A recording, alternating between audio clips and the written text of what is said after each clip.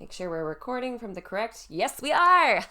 Well, hello, lovely humans, and welcome back to my channel. I think in this week's video, it is about darn time that we talk about long engagements. Because whether or not the wedding boom is affecting you and where you're at, your hometown, your city, your country, we are seeing tons of couples opt for a long engagement and then look at all of the documentation in the wedding industry and go, this is not for me because everything says 12 months or less and I don't know what I'm supposed to be doing. So we're going to go ahead and talk through how to absolutely milk a long engagement for every single penny that it's worth, as well as some of the pros and cons for opting for an engagement period that is longer than the industry standard of 12 months. So without further ado, let's just jump right on into it. I completely forgot to introduce myself. Hi, Jamie, wedding planner, videos every week. So glad you're here. I hope you subscribe and stick around, especially if you are working with a long engagement. You're going to be seeing a lot of my face, so you might as well hit subscribe. And we can do this together. Cool. First, let's talk about why a long engagement is completely awesome. Now, what we are not doing here is engagement timeframe shaming. If you have chosen to go for 12 months or less or 6 months or less, that's fine. This is for people who are either on the fence on whether or not they want to have a long engagement and or have already decided to have a long engagement and they probably don't need any bit of that negativity there, being like, I could never. We understand, we're not forcing you to. Whether you're planning a 3-month engagement or a 36-month engagement, it does not matter. However, the focus of today's video is going to be for the more long-term engagement folks. So if that's not you, that's okay. There's a bajillion other videos here on this channel that will take care of you completely, regardless of how long you're going to be engaged. But if that is you, I hope this helps. All right, first let's launch into the pros of a long engagement. I love any engagement period. I love weddings. I love my job.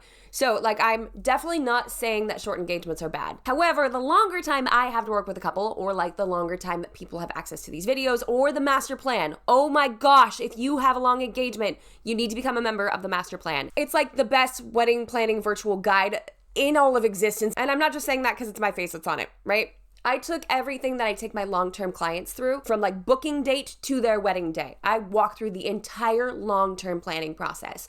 So if you have a long engagement, one of the things that we're going to talk about in just a minute is it does provide you a better opportunity of not working with a planner because you have more time to research. I would highly encourage that you check out the master plan. Highly, highly encourage it because you have so much time to lean into all of this information and really learn how to plan a wedding for yourself. So you actually may not even really need a real life wedding planner. Of course, if you have a short engagement, you will find a lot of benefit in the master plan regardless, but it is truly meant to be an immersive long-term experience. I will go ahead and link that up here. I don't know where I left off with that train of thought because my husband decided to start using a hammer on the barn, which is behind me. You can't see because I'm backlit like the angelic soul that I am. But I got distracted. Okay, pros. Budget. Oh my gosh. If you have a long engagement, then you have so much time to save or make payments. And I'm just going to keep using the term long engagement, right? It could be 12 months, it could be 18 months, it could be 24, it could be 36.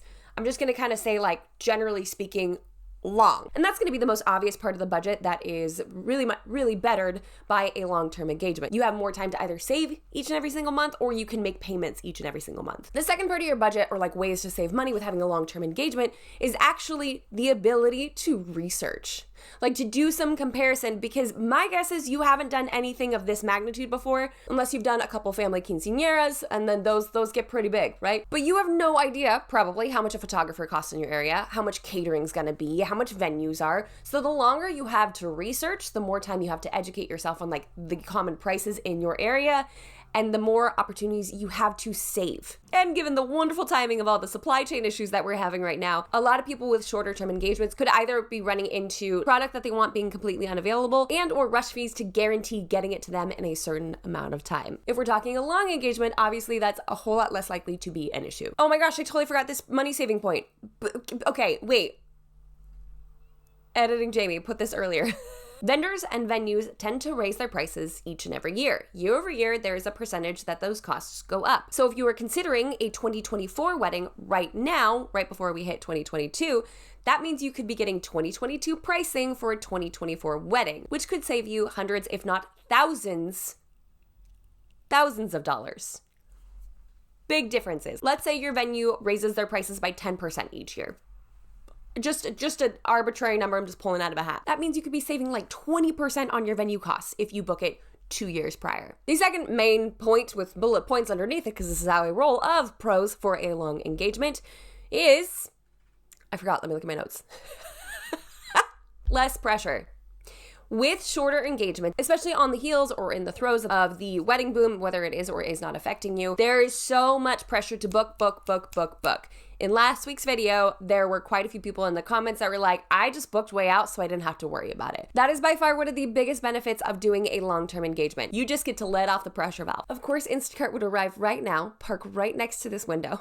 I mean, luckily they can't see me, but the goats are gonna start yelling. This is my ideal filming situation right now. Already in the normal wedding industry, there is so much pressure to book, right? There's so much pressure. You better book this. You better get this venue, but you better get this photographer. If you don't, you're going to miss out and your wedding's going to suck royally. That tends to kind of be the sales pitch or the general feeling or aura of a lot of wedding planning stuffs out there. Like, you better book or you're going to miss out. When you have that longer term engagement, that becomes less of a thing. Like, you will still feel that sense of urgency of like, I don't want to lose this venue, but also if we're talking 2 years from now, they're probably not going to have a lot of interest, if any, for an event in 2024, which means you're going to have wide open availability, which means you're going to feel less of that wedding planning pressure to book things immediately. And with that comes the beautiful ability to research details. Again, I'll point back to the master plan because like, it has everything you need to plan a wedding all in one place, as opposed to kind of running around and looking at Pinterest and looking at Google and kind of pulling from all of these sources and getting them together to create the perfect wedding planning journey. We already have that made for you, but it gives you time to lean into and learn those details as well. Because the act of planning a wedding is not difficult. I know this is what I do for a living, but like wedding planning is not difficult. It's the finances, the emotions, and the etiquette, the fee, if you will. Gosh, I'm a cheeseball. Finances, emotions, and etiquette. But the act of planning a wedding is not difficult. If you're working with a shorter time frame, then you feel a lot of pressure to just make decisions because you don't have time to look into the details. Another way that this the pressure is kind of lifted with a longer time frame is when it comes to researching your vendors. Again, kind of like the same analogy that I used for the venue. The likelihood of your dream photographer being booked 2 years in advance is a whole lot less. Another great element of a longer engagement is you know, like, especially if you've been in this for a minute, you know that wedding planning can be so consuming, so all-consuming. And so one thing that I tend to recommend is like take breaks, like pretend like you're not planning a wedding for a couple weeks if possible. If you're working with a 3-month time frame, you don't have that luxury. You understand that. You know what you're stepping into. You're making that conscious choice. You're like, I'm going into this and we're going to get this entire thing planned in 3 months, right? Different strokes for different folks. But the more time and space you give wedding planning, the more opportunities you have to step away and still feel like you're leading a normal life. It can feel so clipped and fast-paced if you were trying to plan a wedding and still lead a normal life. Maybe you're going to school, maybe you have a job, maybe you're still actually trying to have a social life while you're engaged. It's much more possible if you give yourself breathing room so you can have downtime in between wedding planning tasks. And then the last header bullet point is you get the results you want. At least not as much. Now, I'm not guaranteeing that if you have a 36-month engagement, you're going to get everything you've ever wanted for your wedding day, but you certainly up the chances of not having to make a split-second decision. If you are a DIYer, this is the dream. To have as much time as you want, to craft as much as you want, right? It gives you time to practice, it gives you time to tweak your design, or if you're hand making all of your invitations and you got a year to do them, it gives you a year to do them. This also means that you have the ability to personalize, radically personalize your event. So if you want an event that stands out and you don't have a massive budget, and this is not your skill set, this is not something that you do, it really would behoove you to have a longer engagement to give you time to noodle over some of these things. How can you personalize things? What do you want to do with your signage or your centerpieces that's going to make your event stand out? And when you only have 12 to 16 weeks to get that figured out, it really just kind of cramped the creative process. So while that may not be a pro to a lot of people I know, to that select group, you're like, absolutely, that's exactly what I'm looking for. This helps me save money, it helps me save stress, and then I can make it even cooler than my wildest dreams because I gave myself time to dream wild dreams. You felt where I was going with that, right? And then the last thing that you have to settle on is potentially your guests. It gives you plenty of time to send out a save the date, to give them ample notification that this is happening. Gives you time to plan out all the other events and festivities that you want your guests to attend. If you're going to have an engagement party or wedding showers or bachelorette weekends, it gives you more time to plan out all of those things, and also makes it a lot easier on your wedding party to help you plan those things as well. I would be completely remiss though if I didn't talk about some of the cons. Now, here's one that's I don't want it to be a con. It just exists on some wedding lists on the internet, and that's trends. Trends may change in the next 2 years.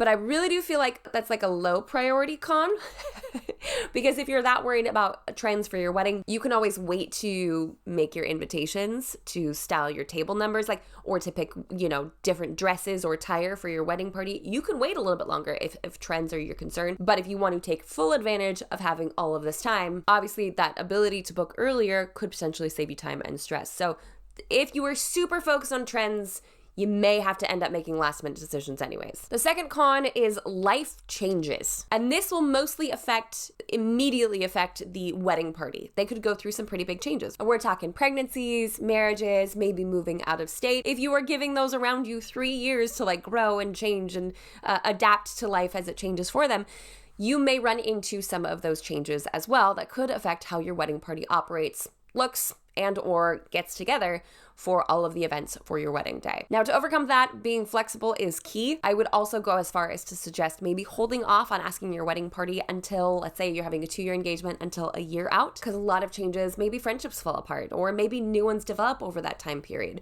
You want to make sure you're not locked into some of those decisions, just in case. Third con is wedding fatigue. And this happens no matter what. Like, this is just a con of wedding planning, right? Wedding fatigue, where if you plan too much for too long, it is scientifically proven that you will fall asleep into your glass of Chardonnay while going over your guest list for the 7th time. That's wedding fatigue, no matter where you are, no matter how long your engagement is. But if you are the sort that will feel absolutely stressed out of your noodle, if you draw this out over the period of 2 years, then this is probably not the right move for you. And I'm so sorry that you made it all the way to this part of the video for me to even say that. But like, wedding fatigue is very real.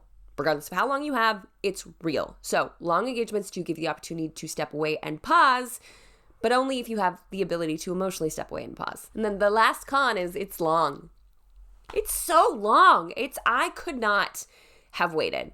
I love, like, logistically and analytically and using sense in my brain, I prefer long engagements. As a planner, I prefer them because of all the reasons I just listed. They're incredible.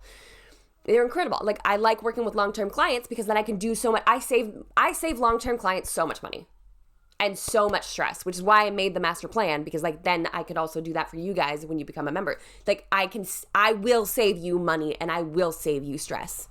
And it's the longer I have access to you, like the longer I can walk you through some of the stuff, the better. But for me as a bride, I think ours was like an 8 or 9 month engagement. I was like, I just couldn't wait to be married. This is well and truly the line in the sand for most people. Like, either you care or you don't. Some people are like, I don't mind at all. And other people are like, I could never. So if you were on the fence about having a long-term engagement, I hope this video helped you out. If you were already having one, I hope this reassures your decisions and like calms you a little bit. I know planning a wedding is so fun, but also so sucky sometimes. So I hope this video encourages you. Maybe relatively soon, if you guys are interested, I can do a video on like how to plan a long term. Like, if you have 22 months, how are you supposed to plan your wedding? That would be probably a helpful one, right? Let me know in the comments if you'd like to see something like that. Also in the comments, let me know, how long is your engagement going to be? Like, from when you got engaged to when your actual event's going to be. I would be fascinated to hear that down below. Be sure to drop a comment. Let me know whether it's 3 months or 36 months. Let me know in the comments down below. So that's what we have for this week's video, guys. Thank you so much for stopping by. If you like this video, be sure to hit that like button and subscribe to this channel for more tips and tricks for the modern day bride. If you're looking for some people to totally relate to what you are going through, please join my wedding planning Facebook group. I'll leave it linked down below. And if you are having a long-term engagement and want to cut out stress and save money, check out the master plan. And until next week, bye guys!